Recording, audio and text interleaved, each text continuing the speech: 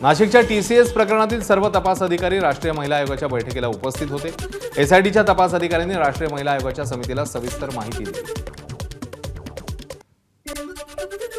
नाशिकच्या TCS प्रकरणातील आरोपी रजा मेमन आणि शफी शेखच्या मोबाईलमधला डेटा रिकव्हर झाल्याची माहिती मिळते आहे। यामधून महिलांवर अत्याचार आणि धर्मांतराच्या प्रकरणी आरोपींच्या मोबाईलमध्ये पीडितांसोबत झालेले संवाद उघड झाले।